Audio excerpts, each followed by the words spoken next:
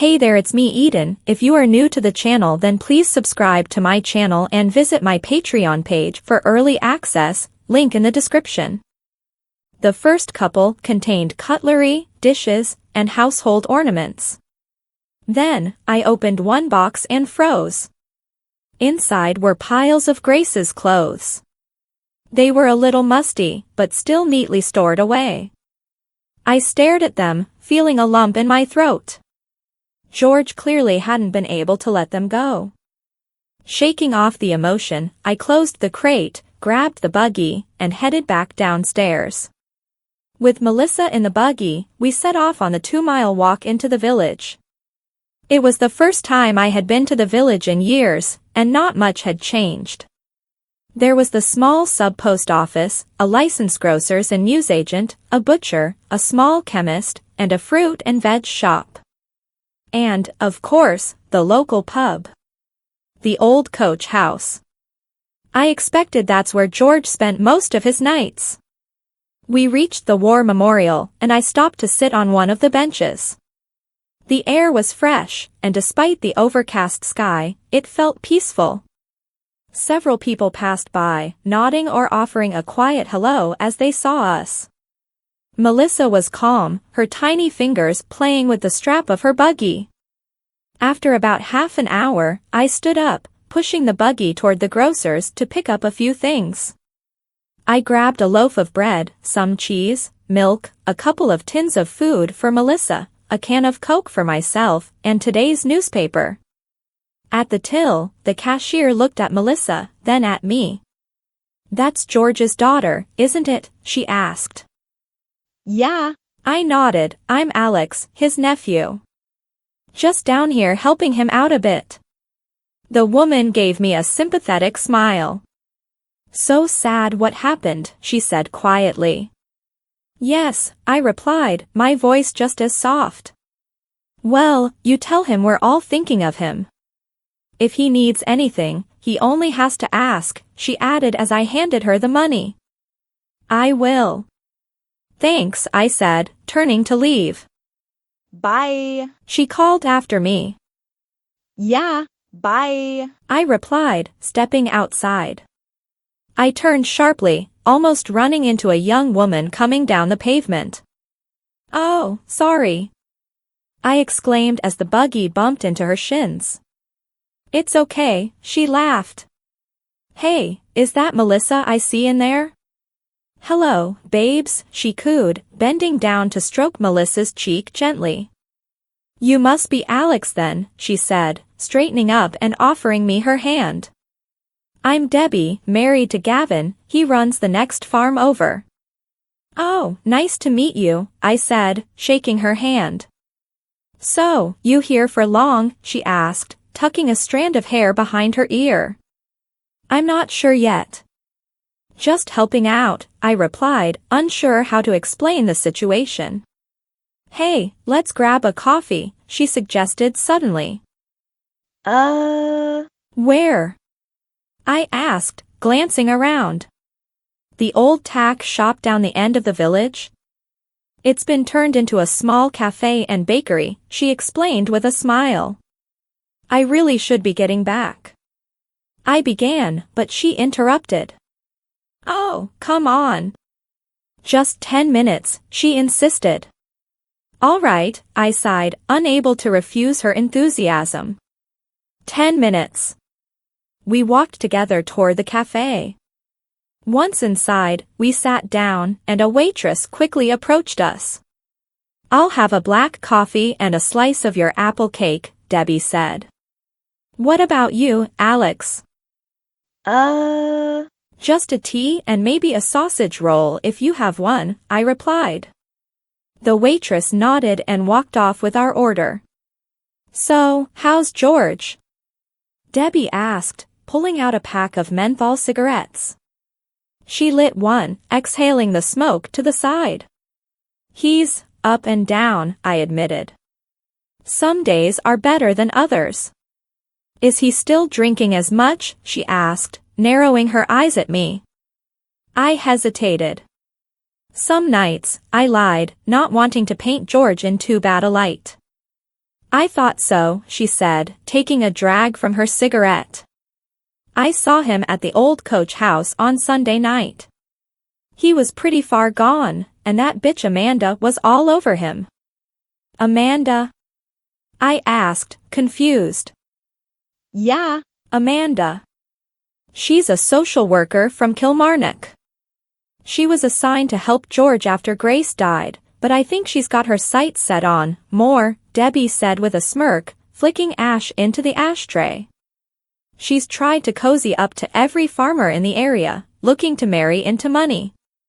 Even tried it on with my Gavin once, but I left my handprint on her jaw, she said, smiling mischievously.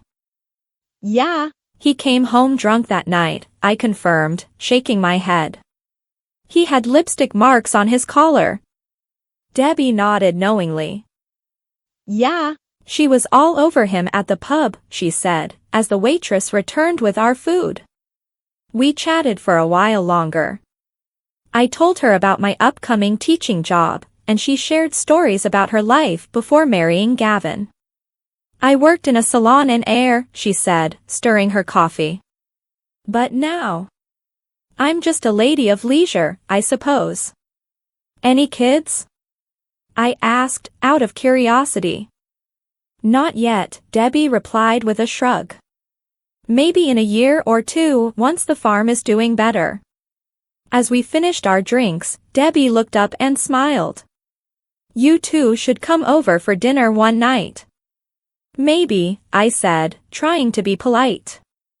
I'll ask George. We paid the bill and got up to leave. Outside, she waved. It was nice meeting you, Alex, she said cheerfully. And try to keep him away from that slut, she added with a wink. I'll try, I laughed lightly. But, no promises. With that, I turned and wheeled Melissa back toward the farm. As I pushed Melissa back toward the farm, my thoughts kept drifting to what Debbie had said about Amanda. It bothered me more than I'd like to admit. George didn't need more complications in his life, he needed stability. But how could I tell him what to do without making it worse? We arrived back at the farm, and I took Melissa inside, washed her up, and got her ready for bed. George was still out, so I had to handle the evening routine myself. I couldn't help but wonder if Amanda was with him again tonight. After I settled Melissa into her crib, I sat in the kitchen with a cup of tea, staring out the window into the darkness. The ticking of the clock seemed louder than usual, the farmhouse eerily quiet. I glanced at the time, 9:30 p.m. Still no sign of George. By 10:30, I was starting to get anxious. Just as I was about to give up and go to bed, I heard the faint rumble of a car approaching. A moment later, George stumbled through the door, his face flushed and his clothes reeking of alcohol and perfume. Again. You really need to stop this, I said, exasperated. He slurred something incomprehensible and made his way toward the living room. I followed, watching him collapse into a chair. George, I pressed, you can't keep doing this. He looked up at me, his eyes glassy and unfocused. I know, he mumbled, but it was clear that my words weren't sinking in. You've hardly spent any time with Melissa, I said, trying to keep my frustration in check. She needs you. George lowered his head, rubbing his temples. I know, but it's so hard without Grace. I knelt beside him, softening my tone. You're not alone, George. You have people who care about you, Melissa, me, the family. But you can't drown your pain in alcohol. It's not going to bring her back. He sighed heavily, tears welling up in his eyes. I miss her so much. I don't know how to go on without her. I know, I whispered, placing a hand on his arm. But Melissa needs you. And she needs you to be present, George. He wiped his eyes, nodding weakly. I'll try to be better. Good, I said, giving his arm a gentle squeeze.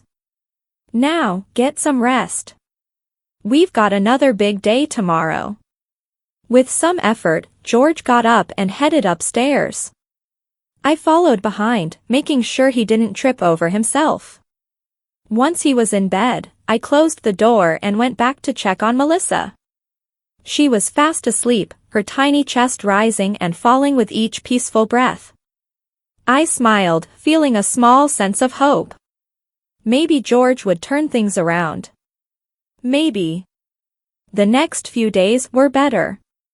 George stayed home more, spending time with Melissa during the day, and though he still drank in the evenings, it wasn't as excessive.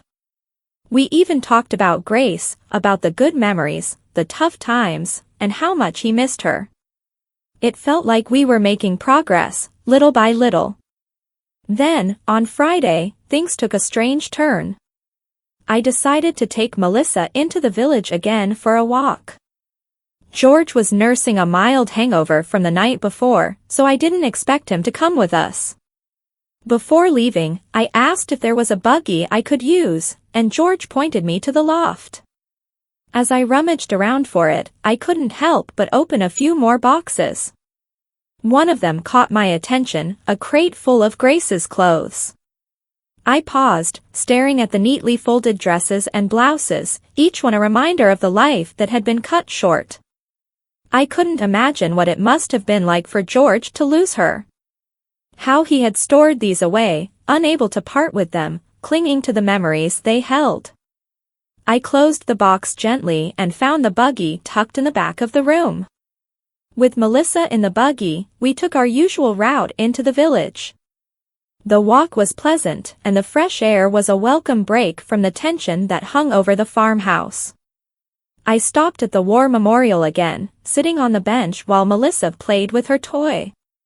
After a while, I decided to stop by the grocer's to pick up a few essentials. As I was about to leave, the woman behind the counter gave me a curious look. That's George's daughter, isn't it? Yes, I replied, trying to keep the conversation brief. Such a shame what happened to Grace, she continued, her voice full of sympathy. I nodded, feeling the familiar weight of grief settling over me. Yes, it was. The woman glanced around, then leaned in closer. You tell George that if he ever needs anything, we're here for him. The whole village is. Thank you, I said quietly, appreciating the kindness but eager to leave. I finished paying for the groceries and headed out the door. As I pushed the buggy down the street, I almost bumped into Debbie again. Oh, sorry. I said, catching the buggy before it could nudge her. Debbie smiled. No worries, Alex. Fancy seeing you again. Yeah. Just out getting a few things, I replied, feeling a bit awkward. Hey, why don't we grab a coffee, she suggested. I really should be getting back, I said, glancing at my watch. Oh, come on. Just a quick one, she insisted. I hesitated, then relented. All right, but just for a few minutes. We walked over to the cafe and ordered drinks. Debbie wasted no time getting to the point. So, how's George holding up? She asked, lighting a cigarette. I sighed, unsure of how much to share. He's trying. Some days are better than others. Yeah, I figured. Saw him down at the pub again, with Amanda all over him, she said, rolling her eyes. That woman doesn't know when to quit. I raised an eyebrow. Amanda? Yeah, Amanda. The social worker. She's been sniffing around George for a while now, Debbie replied, taking a drag from her cigarette. She's after him, for sure. I shook my head. He doesn't need that right now. No, he doesn't, Debbie agreed, crushing her cigarette in the ashtray. But you might want to keep an eye on her. She's trouble. We finished our drinks, and I thanked Debbie for the company before heading back to the farm. As I pushed the buggy along the familiar path, I couldn't shake the feeling that something was about to change. Whether it was for better or worse, I couldn't tell, but I knew one thing: George needed to find a way forward. For his sake, and Melissa's. Please subscribe my channel for the next part. And visit my Patreon page for early access.